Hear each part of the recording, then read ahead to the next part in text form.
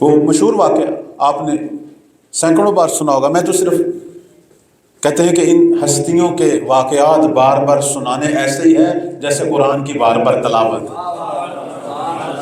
جس طرح انسان بار بار آیات مجیدہ کی تلاوت سے خستہ نہیں ہوتا بلکہ ہر دفعہ اس کا ادراک بھی بڑھتا ہے، یقین بھی بڑھتا ہے اور ایمان بھی بڑھتا ہے۔ ان ہستیوں کا بھی ذکر چاہے 1000 دفعہ سنا ہو انسان کو خستہ نہیں کرتا بلکہ اس کے نشاط میں، نشاط ایمانی میں بھی اضافہ کرتا ہے اور نشاط قلبی میں بھی۔ وہ جو آپ نے مشہور واقعہ سنا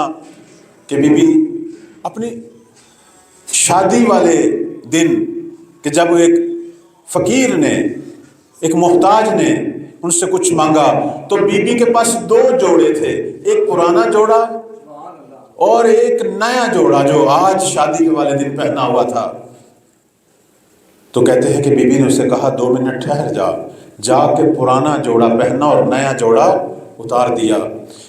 اور اس آیہ مجیدہ کی تلاوت کرتے ہوئے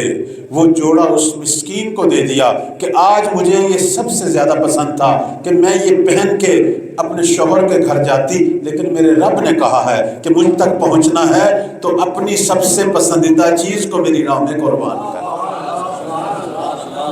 یہ جو ہمارے ہاں ایک رسم و رواج ہیں کہ ہم گھر کی جو ہے وہ پرانی چیزیں دوسروں کو دیتے ہیں، ایسا ہی ہے نا، پرانے کپڑے، پرانی چیزیں، پھر ہم کوئی مسکین غریب ڈھونڈ رہے ہوتے ہیں کہ وہاں تک پہنچا دی جائیں، اور عجیب مذاق ہم کر رہے ہوتے ہیں رب سے، گھر کی پرانی چیز دے کر اللہ سے اعلیٰ ترین جنت کے مقامات مانگ رہے ہوتے ہیں۔ جو چیزیں ہمیں سب سے زیادہ عزیز ہیں اور جو نئی ہیں وہ اپنے گھر میں رکھی ہوئی ہیں، یہ دقیقاً اس آیت کے خلاف ہے۔ البتہ اس کام سے منع نہیں کرتا، وہ ہو، لیکن اگر اجر کثیر مانگنا ہے تو خدا نے کہہ دیا ہے کہ اگر بر تک پہنچنا ہے، چونکہ بر کا مطلب اجر کثیر ہے، وسیع خیر و برکت ہے، تو رب کہہ رہا ہے کہ اے بندے ہوش کے ناخن لے، اجر کثیر اگر مانگنا ہے تو اس چیز کو میری راہ میں قربان کر جس سے تجھ کو زیادہ محبت ہے۔